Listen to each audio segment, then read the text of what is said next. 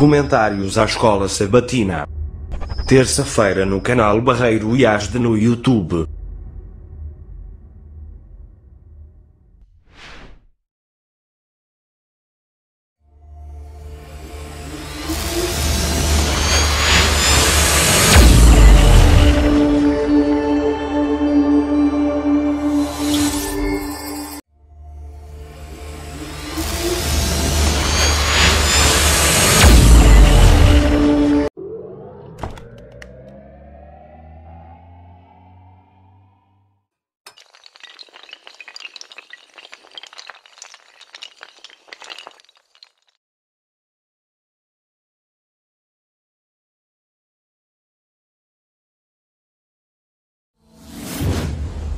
O poder medicinal dos sumos. Reserve já o seu. Olá, meu amigo e minha amiga internauta. Hoje a ANN traz notícias dos Estados Unidos, Gana, Senegal, Libéria, Cabo Verde e Togo. Líderes religiosos, funcionários do governo norte-americano, diplomatas e defensores da liberdade religiosa se reuniram em Washington, D.C. Nesta ocasião, eles celebraram o 15º Jantar de Liberdade Religiosa. O encontro é uma parceria entre a IRLA, a Associação Internacional de Liberdade Religiosa, a Associação Norte-Americana de Liberdade Religiosa, a Igreja Adventista do Sétimo Dia, a revista Liberty e o Centro de Liberdade Religiosa do Instituto Newseum. O orador principal deste ano foi Ben Carson, secretário de Habitação e Desenvolvimento Urbano dos Estados Unidos. Carson falou da importância das comunidades religiosas e dos defensores que intercedem por aqueles que não podem falar por si mesmos. Quem também discursou foi Ted Wilson, presidente mundial da Igreja Adventista do Sétimo Dia. É vital que a Igreja Adventista do Sétimo Dia compartilhe, não apenas com seus fiéis, mas publicamente com outros também. Algo muito importante é a liberdade de consciência e a liberdade religiosa. E isso é algo que está progredindo a todo tempo. Hoje, nós tivemos uma maravilhosa reunião com foco nas consequências da reforma protestante e sua conexão com a liberdade de consciência. Estamos tendo um jantar especial, um jantar da liberdade, para ajudar na conscientização deste aspecto muito importante da liberdade religiosa. Quero dizer, todo mundo deve estar envolvido, seja numa igreja local ou num contexto maior, ajudando as pessoas a entenderem esse precioso dom de Deus, que é dada para todas as pessoas. Neste ano, o Dia Mundial de Doação de Sangue teve foco na ação em momentos de emergência. Calcula-se que apenas nos Estados Unidos, 40 mil litros de sangue são utilizados diariamente e que uma doação pode salvar até 3 vidas. Peter Landless, diretor mundial de saúde da Igreja Adventista do Sétimo Dia, fala dos benefícios da doação de sangue. É muito importante que as pessoas se voluntariem para doar sangue, porque o sangue é um maravilhoso e importante commodity. Cada um de nós caminha com sangue fluindo em nossos corpos. E nós não pensamos nisso, obviamente, a menos que tenhamos um corte, isto é, um grande trauma, uma grande cirurgia, um tratamento relacionado com a leucemia. As pessoas necessitam de transfusão de sangue. O único caminho que pode ser feito apropriadamente é voluntariamente doar sangue. Quando as pessoas doam sangue, elas estão fazendo o possível para que outras tenham vida. O sangue é como um paraquedas. Você e eu, talvez, estejamos caminhando tranquilos, vivendo uma vida muito saudável e feliz. Talvez não percebamos o quão importante o sangue é para nós. Você somente percebe que precisa quando realmente você precisa. E o componente voluntário deixa claro que as pessoas que estão bem, saudáveis e dispostas a ajudar a comunidade estão conscientes do tremendo dom de vida que vem quando damos uma bolsa de sangue. É saudável doar sangue? Claro. E alguém pode doar e regenerar seu sangue novamente, e assim haverá ajudado a quem precisa. Através do projeto Vida por Vidas, a Igreja Adventista do Sétimo Dia tem incentivado a doação de sangue nos últimos 12 anos. E a última informação é sobre uma história de liberdade. Embora a escravidão na África seja coisa do passado, as injustiças continuam no continente. Exemplo disso é o que aconteceu com Antônio Monteiro. Pastor adventista, Monteiro deixou sua pátria em Cabo Verde e foi trabalhar para a igreja em Togo. Ali, foi acusado de crimes que jamais cometeu. Foi um momento de muita raiva e descontentamento, mas depois de me reunir com os familiares, eu comecei a me sentir mais calmo depois de orar a Deus. A prisão de Monteiro e de outro irmão adventista mobilizou a família mundial adventista que passou a trabalhar e orar pela liberdade de ambos.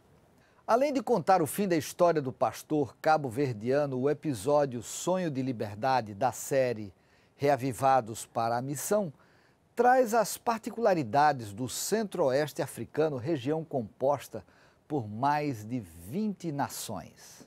Você vai conhecer o Lago Rosa, no Senegal. E o exemplo de Gana, o primeiro país africano a conseguir a independência da colonização europeia. Para assistir na íntegra o episódio Sonho de Liberdade, acesse perspectives.adventist.org/PT e vá até a seção Reavivados para a Missão. Bem, por hoje é só. Na semana que vem, se Deus quiser, nós voltaremos com mais notícias de fé, amor e esperança. Um abraço e que Deus abençoe.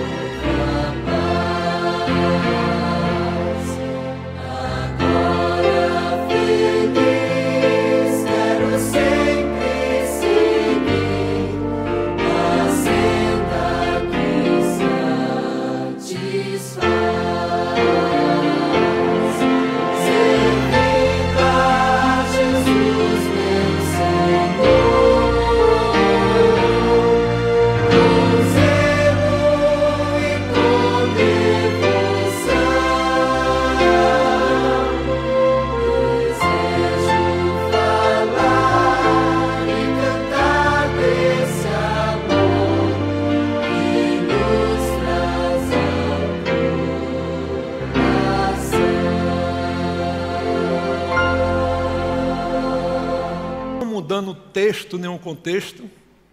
A primeira historinha que eu contei para os pequeninos, algum dos nossos irmãos da nave da igreja lembra do que eu falava sobre o quê? O amor. O amor. E se vocês olharem aí na programação, fala justamente, o que na programação fala é justamente um texto que esboça sobre o que é o amor. Mas, em se tratando de amor, no texto fala aqui, quem é quem? Quem é Jesus. E quando nós perguntarmos à nossa igreja quem é Jesus, será que alguém sabe responder? Um diz, Jesus é a luz do meu caminho, Jesus é a verdade, Jesus é isso, e tudo é perfeito. Jesus é amor, não é assim? Então nós vamos ver a mensagem que eu preparei para partilhar com os nossos irmãos. Está contido no livro de Mateus, Mateus 25. E eu peço um pouquinho de tempo, meus irmãos. Eu gostaria de ler na íntegra para que nós pudéssemos entendê-los bem. Mateus 25, a partir do versos 31. Assim está escrito na palavra de Deus. Quando vier o Filho do Homem em sua majestade e todos os anjos com ele, então se assentará no trono da glória. E todas as nações serão reunidas em sua presença, e ele separará uns dos outros, como o pastor separa os cabritos das ovelhas. E porá as ovelhas à sua direita, e porá também os cabritos à sua esquerda. E então dirá o rei aos que estiverem à sua direita: vinde bendito do meu Pai, entrai na posse do reino que vos está preparado desde a fundação do mundo. Porque tive fome, deste-me de comer, tive sede, e deste-me de beber. Era forasteiro, e me hospedastes. Estavas nu, e me vestiste. Enfermo, e me visitaste. Preso, foste ver-me. Então perguntarão os justos: Senhor, quando foi que te vimos com fome e te demos de comer? Ou com sede te demos de beber? E quando te vimos forasteiro e te hospedamos?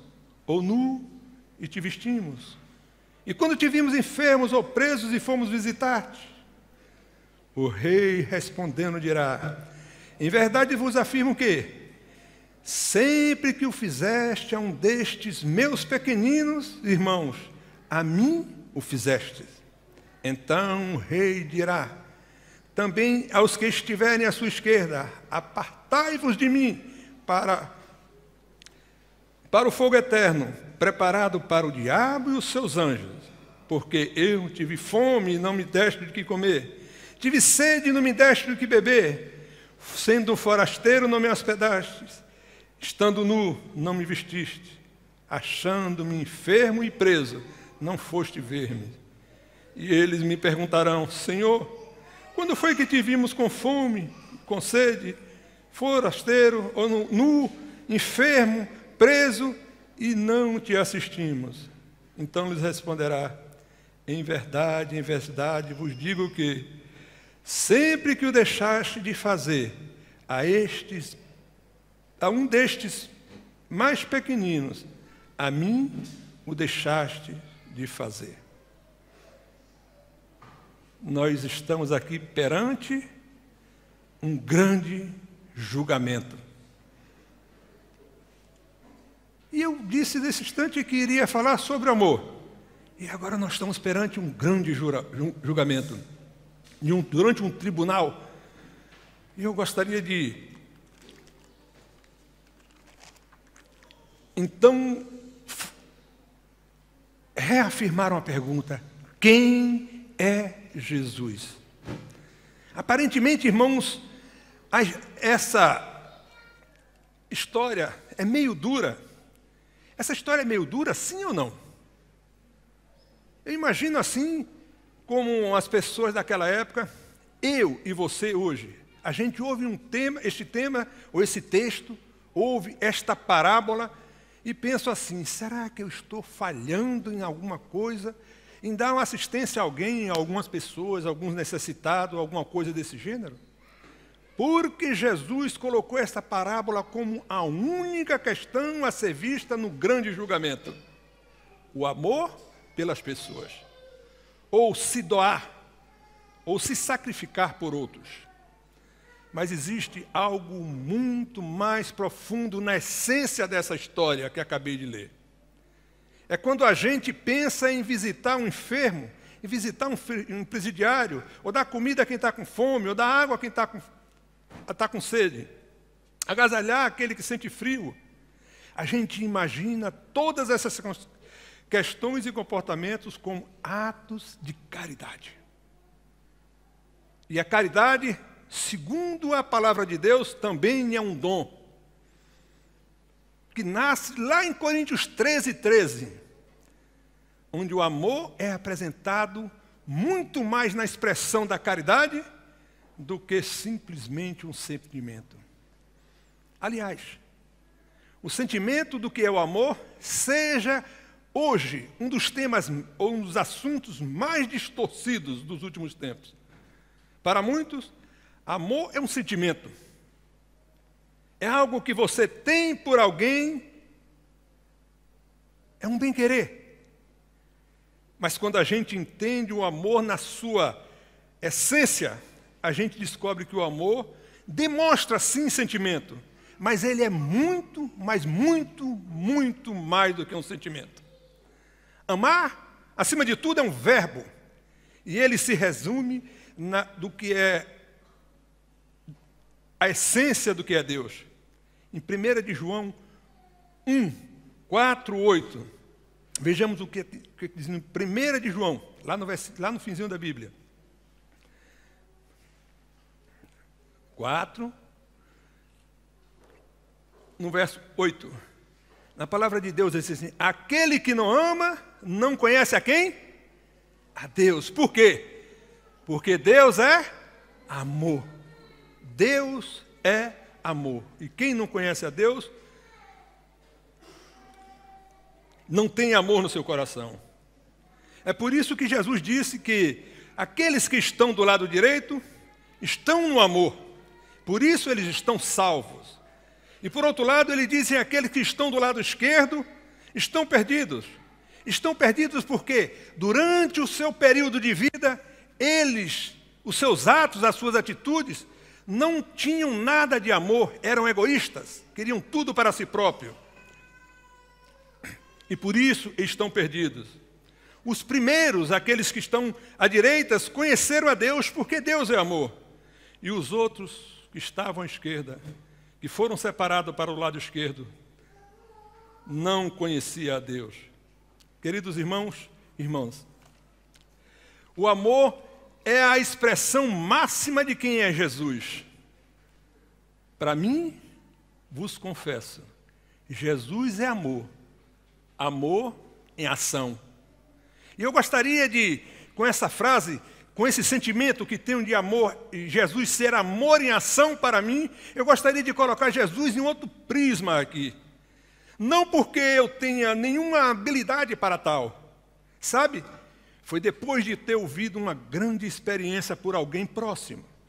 Aí eu entendi que Jesus, sendo visto por pessoas, e até hoje, a igreja, para mim é isso. Religião, para mim é isso. Sabe, o meu maior receio é que hoje, nos dias que estamos vivendo, é que muitos da minha igreja saibam muito de Deus, mas não conheçam a Jesus.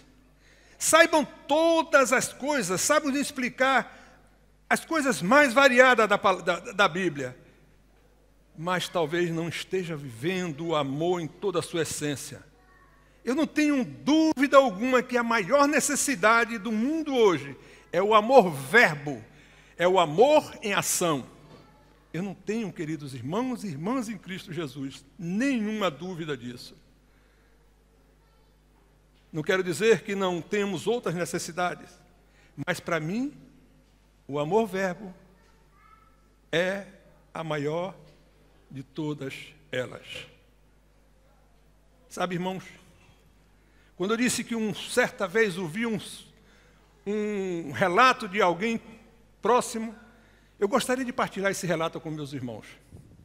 E esse relato fala de um jovem, que era um jovem muito cristão. Ele tinha aproximadamente seus 17 para 18 anos e já era diretor missionário da sua igreja.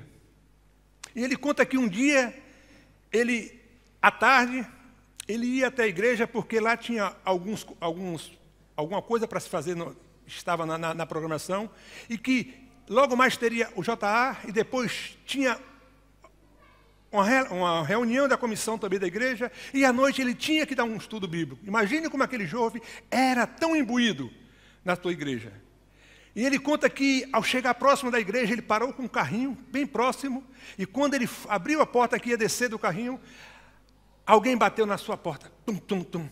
E ele tomou aquele choque, porque imagine, aqui, se alguém tocar no carro quando nós passamos, nós não temos esse choque. Mas imagine, ele morava no Rio de Janeiro, uma cidade onde tudo é muito brusco, muito diferente daqui. E ele conta-nos que, quando alguém bateu, que ele olhou, era uma criança. E aquela criança levantou a mão para ele e disse: tio, dá-me uns trocadinhos que eu estou com fome.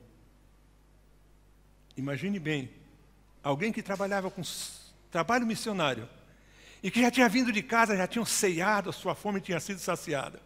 Que a sua fome espiritual, durante a manhã, no culto, também tinha sido saciada.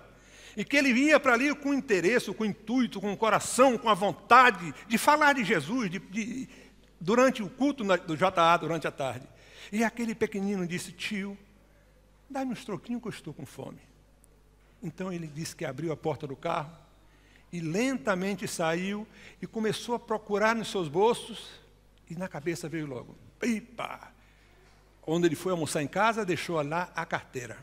Não tinha um só centavo na bolsa. Então ele disse: ô filho, deixei a minha carteira em casa, não posso lhe dar nada. E aquele garotinho olhou para ele, assim como contentado com aquilo, e disse: tá bom, tio, não faz mal. Fica para uma outra vez. E começou a caminhar. Mas aquele garoto falou com uma simplicidade de pessoas que às vezes está tão acostumado a pedir e as pessoas dizer não, que ele disse: tá bem, tio, muito obrigado, e foi saindo. E o coração daquele jovem então ficou pesado. E ele se lembrou que tinha alguma coisa que podia dar. Ele disse: miúdo, garoto. E o garoto parou. Ele falou: faz favor. E o garoto veio. Quando chegou próximo dele, disse: olha, eu não tenho dinheiro. Você sabe, deixei minha carteira em casa. Mas eu posso lhe dar um presente. E automaticamente a fisionomia daquele pequenino abriu-se. Qual é a criança que não gosta de receber um presente? Diz que seu coração encheu-se de alegria. Ele olhou na face daquela criança e viu uma alegria tamanha quando ele disse que ia dar um presente. Então ele foi ao fundo do carro dele, como ele era diretor missionário, tinha no fundo do seu carro algumas Bíblias. E ele abriu e tirou ali uma daquelas Bíblias. E olhou aquela que era mais bonita que estava ali. Era uma Bíblia que tinha as letras douradas. Então ele pegou aquela Bíblia, pequenina Bíblia. Então chegou próximo dele aqui: olha, o que eu tenho, ouro nem prata eu não tenho, mas o que eu tenho eu te dou. Não vamos terminar porque todos nós conhecemos. Então entregou aquele menino aquela pequena Bíblia. Ele disse: olha o presente que eu tenho. O menino olhou e falou: ah, tio, obrigado, é uma Bíblia. Ele ficou pasmo, que o garotinho devia ter aproximadamente de 8 a 10 anos. Pequenino, desnutrido. E aquele garotinho ali segurou o seu presente e sua prenda com mal, segurando. Aí ele falou: olha, você sabe que é uma Bíblia, você sabe ler? Ele disse: sei, tio, sei ler. Olha, mas esse presente, essa Bíblia, é para você ler. Ele disse: sim, tio, eu vou ler. E ele voltou novamente e disse: olha, não esqueça, essa Bíblia é para você ler. E o menino: sim, tio, eu vou ler. Ele disse: não esqueça, a Bíblia é para ler. Aí o garoto olhou para ele e disse: sim, tio, depois que eu comer, eu leio. Quando aquele menino disse... Acha graça, né? Quando aquele menino disse: quando eu comer, leio, ele disse que foi o primeiro tapa na cara que tomou. Foi como se ele tivesse tomado uma bofetada na cara. Lá no Brasil nós dizemos, quando nós dizemos alguma coisa que toca no fundo da alma de alguém, nós dizemos: dá uma chapada de lenço, dá uma tapada de lenço. E ele falou que se sentiu mesmo no fundo do poço. E aquele menino ali ficou parado olhando para ele. E depois que ele passar daqui, quando o menino disse: quando eu comer, eu leio, ele olhou, pensou no seu reflexo e viu que a igreja estava tão próxima. Ele disse: olha, faça assim, espera um pouquinho aqui, que eu vou dar um jeito. Mas você espera aqui perto do carro? Ele disse: sim, tio, eu espero, não tem problema. Ele já estava agraciado, já tinha ganhado uma prenda, uma Bíblia. Para ele, qualquer coisa que viesse mais era lucro. E ele disse que foi, imediatamente dirigiu até a porta da igreja e lá ia chegando alguns dos seus irmãos que estavam ali para se reunir durante aquela tarde. E o relato continua dizendo que, e quando ele ali chegou, ele ficou abordando as pessoas que chegavam. Ele dizia, olha, me arrume R$1, me arrume qualquer moeda, que eu preciso fazer um lanche para alguém que está necessitado. E ele disse que foi duro. Que as pessoas, quando ia dar, às vezes virava-se um lado para o lado e tirava algumas moedinhas de R$1, e um dava R$1 em papel, e teve um que chegou até a dar R$2. Lá no Brasil tem um papel de R$2. E ele juntando aquelas moedas, e no seu relato, aquele jovem disse que é difícil ser pedinte, porque nós somos fáceis de dar tudo, mas quando pesa no bolso, é difícil. Ele disse que juntou aqueles trocadinhos ali, abrafou assim na mão, e lembrou que miúdo ali estava. E nessa sua perspectiva, ele olhou para o relógio e faltava poucos minutos para começar a sua reunião da comissão da igreja. Então ele dirigiu-se lá onde estava o menino, e chegou lá próximo daquele garoto, e disse, vamos até ali na padaria que eu vou comprar. Eu arrumei aqui e vou comprar uma padaria. Muito bem, tio. Aí foram lá e os dois sentaram. Mas era sábado, e a padaria ficava bem próximo da igreja. E era uma avenida principal onde os irmãos cristãos adventistas passavam por ali. Então ele não quis ficar ali próximo, porque sábado, já sabe, na porta de uma mercearia ou de uma drogaria, ouça-se, entenda-se. Então ele foi até lá dentro e ficou lá no fundo. E bem no fundo dessas padarias é onde fica justamente o lugar onde se faz onde fica a chapa, onde faz o sanduíche, essas coisas são assadas. E naquele lugar, normalmente, as pessoas não gostam de lá de sentar, porque aquele lugar é mais quente. As pessoas gostam de ficar num lugar mais refrigerado. E aquele jovem resolveu levar a criança bem lá para perto do chapeiro. E quando chegou lá, ele se sentiu mais do que orgulhoso, então sentou-se e disse, então, filho, o que queres? E o menino, olhando para ele, viu que ele tinha alguns trocos na mão mesmo, algumas moedas, disse, tio, dá para mim um X-salada e uma Coca-Cola. E ele aí parou, ficou por alguns segundos, um instante, e pensou, um X-salada, vai lá, né? Uma verdurinha, uma saladinha, umas coisas, e passa. Mas uma Coca-Cola, será que eu não posso dialogar com ele? E chegar a um bom termo, um sumo de laranja, quem sabe, um sumo de abacaxi, um sumo de fruta natural. E se lembrou, ele como um diretor, evangelista, ele pensou, que mensagem maravilhosa nós, adventistas do sétimo dia, temos, de alimentação e de saúde. Por que eu não põe em prática aqui agora? Enquanto ele estava pensando, o seu relógio estava no seu pulso, ele olhou e já estava mais próximo da reunião da comissão da igreja. Então ele disse, não, vai a Coca-Cola mesmo. Garçom, por favor, uma Coca-Cola. Aí o garçom trouxe a Coca-Cola e um X-salada, desse tamanho. Aí ele falou para o garçom, caprichado, viu? Então o garçom, quando viu ele e mais um jovem, realmente pediu o chapeiro que caprichasse, e trouxeram um X-salada daqueles. Mônia, quando fala X-salada, a Mônia está ali, ela sabe que é um X-salada caprichado. Aí foram e colocou aquele X-salada caprichado na mesa dele. E ele aqui ficou em pé, olhando aquela criança comer.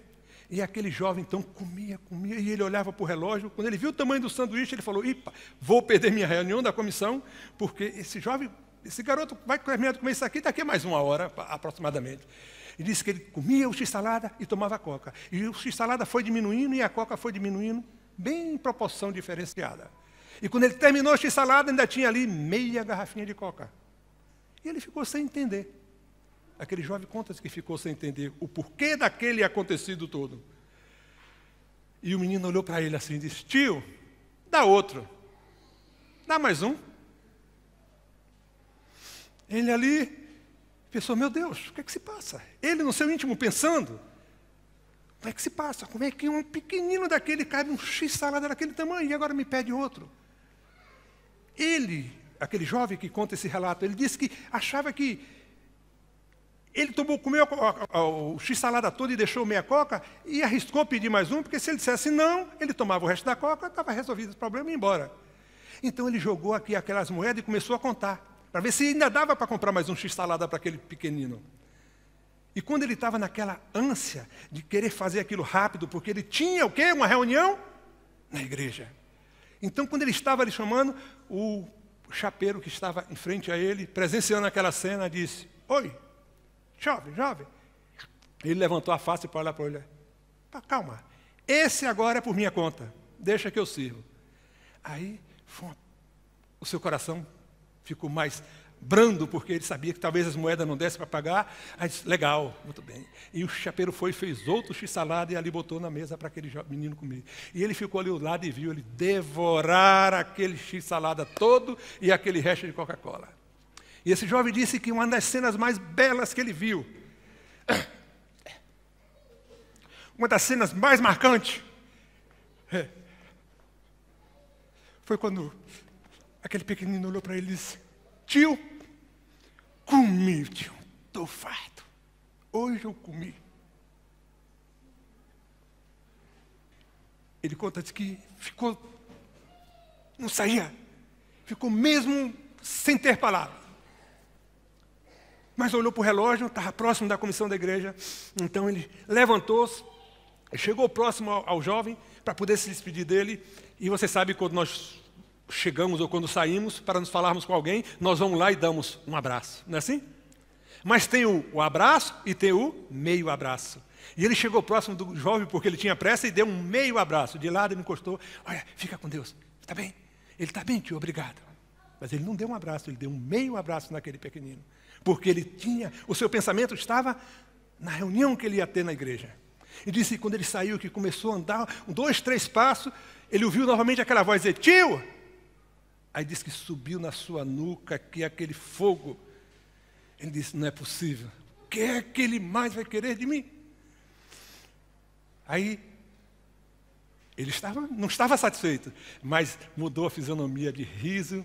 Quer dizer, que aquilo que nós por vezes fazemos, estamos com riso na face de contentamento, mas no nosso íntimo está lá, bem diferenciado. Quer dizer, uma verdadeira hipocrisia. E por vezes temos essas atitudes nas nossas vidas. Diz que ele virou-se e o pequenino estava assim, tio, esqueceu de botar na minha Bíblia, botar o meu nome e dizer que a Bíblia é minha. Aí ele, é mesmo, desculpe, meu filho. Aí chegou próximo, aí botou em cima da mesa, aí procurou nos bolsos, não tinha enquanto ele estava ali procurando, porque ele tinha pressa para ir para a reunião da comissão da igreja. Procurar um bicho, então o chapeiro veio, está aqui a caneta. E ele aqui abriu a caneta. Aí o seu coração já estava cheio de ego. Ele abriu na página branca assim da Bíblia e escreveu uma frase que nenhum de nós escrevemos. Nenhum quando damos uma Bíblia a ninguém. Uma frase tão inesperada, uma coisa que é difícil encontrar na Bíblia. Lâmpada para meus pés. Quero ver a minha igreja, não sabe. Lâmpada para meus pés. É minha palavra. Isso quase ninguém, quando dá uma Bíblia a alguém, escreve isso. E ali ele botou, e chegou, toma, filho, agora ela é sua. Ele disse, ô tio, obrigado, agora essa Bíblia é minha. Lê para mim.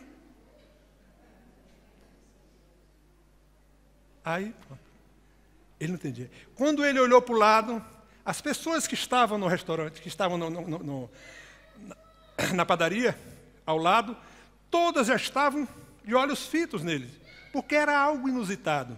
Ele estava, durante aquela tarde, com um vestimento de crente, porque ele estava de paletó e gravata. E aquele menino, um menino maltrapilho, mal vestido, franzino.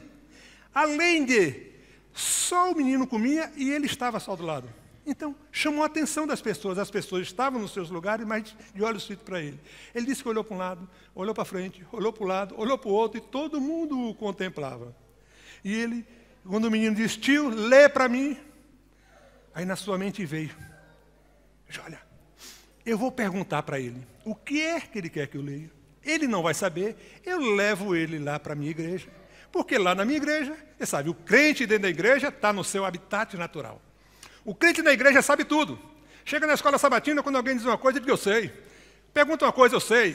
Comer uma coisa, eu sei. O crente na igreja sabe de tudo. Nós cristãos dentro da igreja sabemos de tudo. Mas o crente fora da igreja, na verdade, é um espião invisível. É um espião de Cristo. Ninguém o vê. O crente fora da igreja, ninguém sabe. Só ele sabe que assim, ele é verdadeiramente único. Aí quando o pensamento dele era justamente isso. Então ele chegou próximo do jovem e disse, o que é que você quer que eu leia? Aí o menino olhou para ele e disse, ô tio, eu queria aquela parte que fala sobre um pastor e uma ovelha. quase que como unanimidade, aqueles que presenciavam aquela cena, disse, Salmo 23. Ele falou, estou frito. Depois de tudo isso, estou frito. Então ele disse que olhou para o relógio e já tinha começado a sua reunião da igreja. E ele abriu a sua Bíblia. Ele conta-nos que fez assim, levantou a Bíblia no Salmo 23, frente aos seus ossos, e aí começou, o Senhor pastor nada me fará. Ele leu com uma ligeireza, sem entonação, sem nada. Leu de uma coisa tão rápida que ele queria terminar para ir para a sua comissão da igreja. Acontece que ele disse, quanto mais lia, mais o tempo não chegava ao fim. Que o Salmo 23 parecia o Salmo de 119.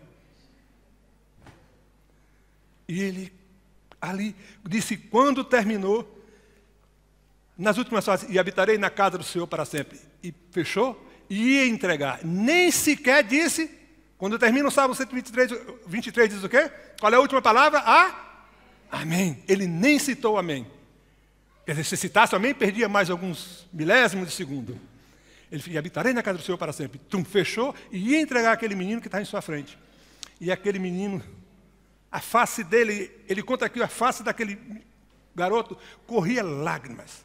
Como se fosse uma cachoeira jorrando de água, quando bate uma grande tempestade. E ele olhou para o lado, o chapeiro chorava. Olhou para o outro lado, estava o rapaz que atendia a mesa, também chorava. E algumas das pessoas que estavam assistindo aquela cena também, dos seus olhos vinham lágrimas. E ele disse que se sentiu ali de uma forma que não sabia realmente o que fazer, o que estava acontecendo.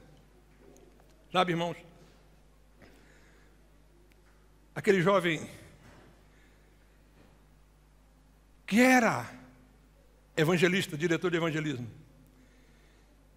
que dava estudos bíblicos,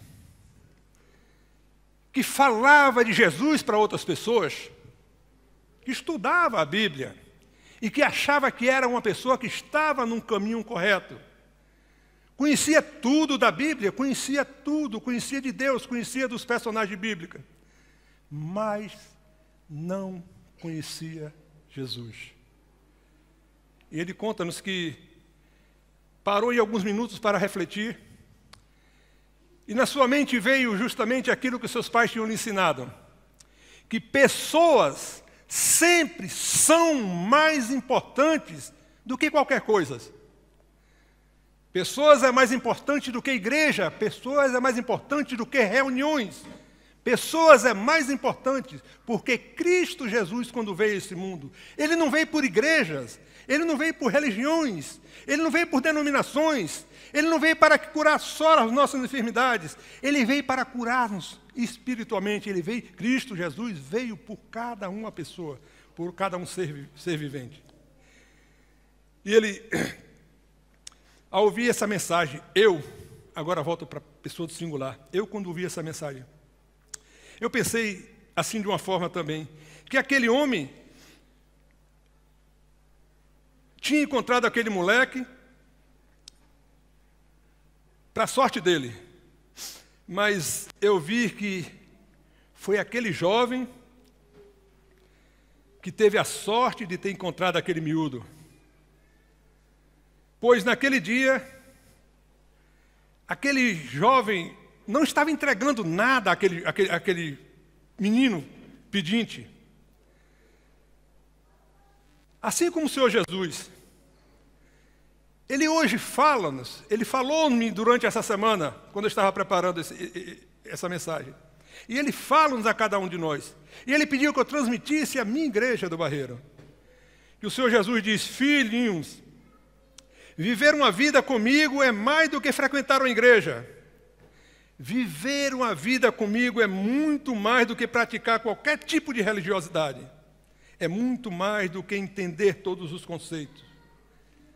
O Senhor Jesus continua dizendo, viver comigo, igreja do Barreiro, é olhar para o mundo com os meus olhos, é ouvir o mundo com os meus ouvidos, é ir para o mundo com as minhas mãos, é ser as minhas mãos para eles. Pois quando você fizer isso, queridos irmãos e irmãs em Cristo Jesus, eles me verão em vocês, em cada um de vós. E vocês estarão dizendo a todas as pessoas que tiverem contato: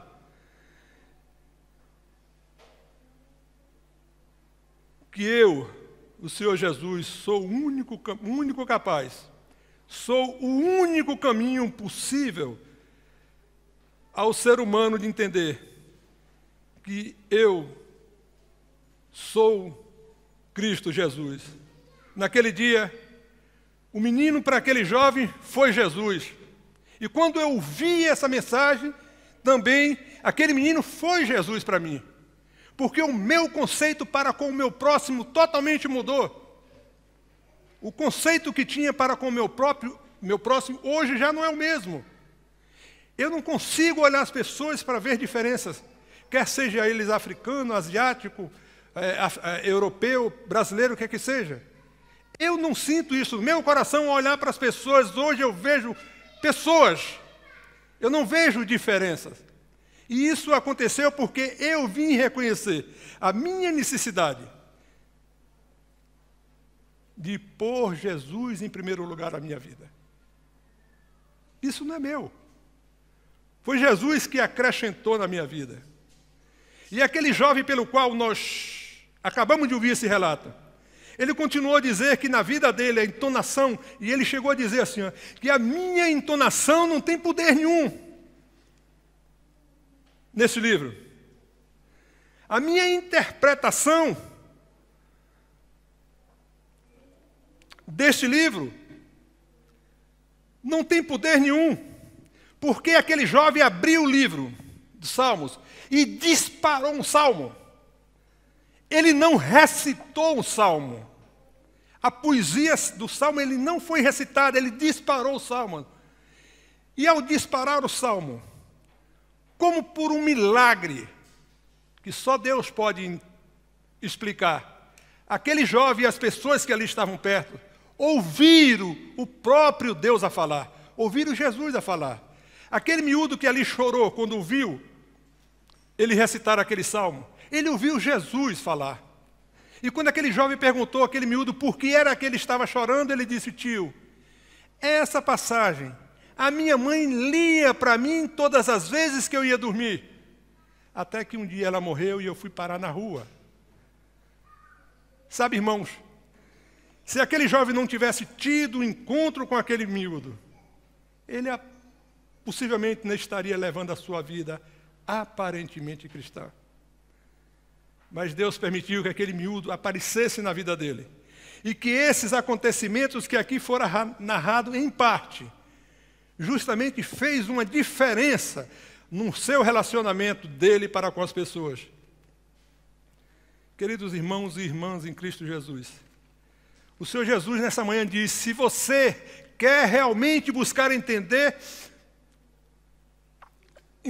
os conselhos do Evangelho, em nome do Senhor Jesus, abra o coração ao amor. Não há outro caminho, não há outra maneira para você e eu chegar a Ele. Ele, Senhor Jesus. Queridos irmãos, a não ser que você olhe para Cristo Jesus e diga: Senhor, ensina-me a amar, porque eu não sei. Nós precisamos deixar o nosso egoísmo de lado, o nosso ego, o nosso eu de lado.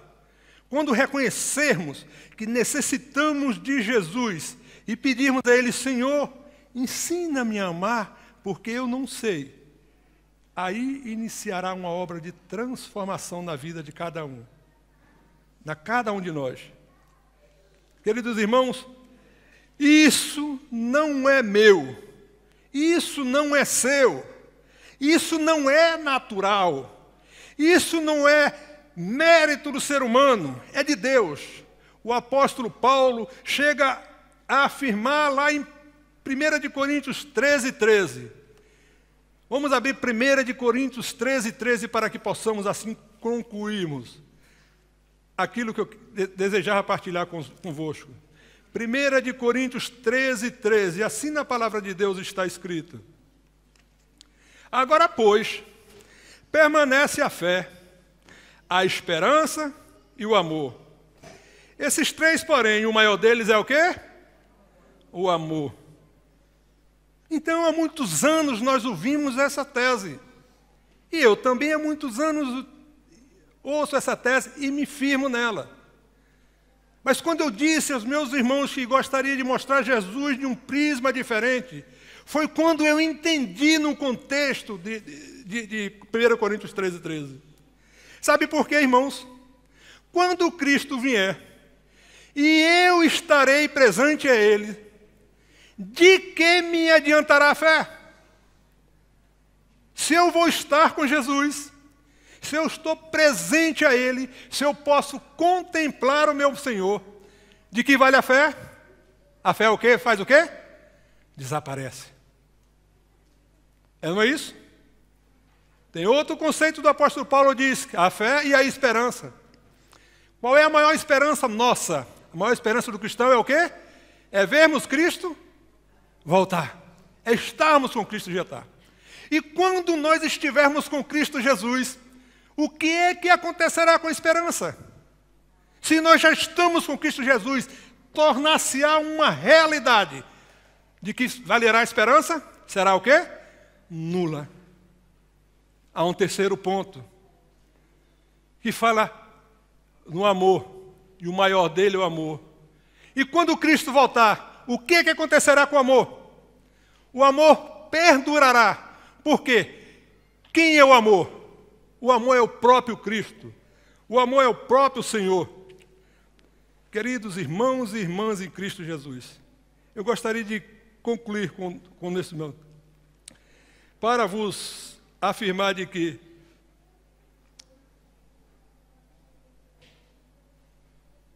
quando tenho a oportunidade de olhar para vós como aqui estou, eu fico pensando assim, se nós fôssemos Jesus uns para os outros, não haveria necessidade nenhuma na família de Deus. Ninguém iria embora nesta manhã sabática, pensando como iria pagar suas contas, como iria encher as suas despensas. Sabe por quê, irmãos? Porque nós teríamos vindo aqui atender a Jesus. E quando nós atendemos a Jesus, Jesus nos atende. Quando eu estendo a mão a uma pessoa, o que acontece? Há sempre uma pessoa estendendo a mão para mim. Isso sim é o Evangelho. Este é o reino de Deus. Para mim, irmãos, Jesus é amor. Amor em ação. Não um amor-sentimento. A minha oração é que o seu coração e a sua mente se abra para o amor, para que a gente saia daqui de uma forma mais vigorosa para amar na essência da sua palavra, para que possamos sair daqui para ser Jesus para outras pessoas. Tenham a certeza de que assim se o fizermos, inevitavelmente, nós encontraremos Jesus em outras pessoas. Que Deus possa nos abençoar nesta manhã. Amém.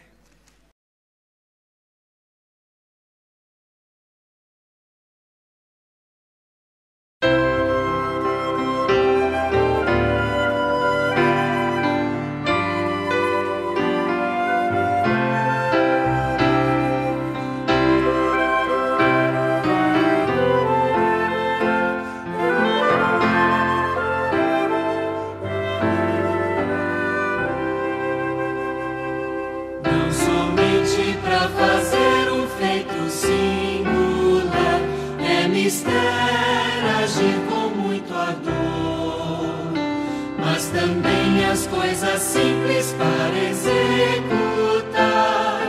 deves fazê-las com fervor. Brilhar no meio do teu viver, brilhar no meio do teu viver, pois talvez algum aflito possa sofrer.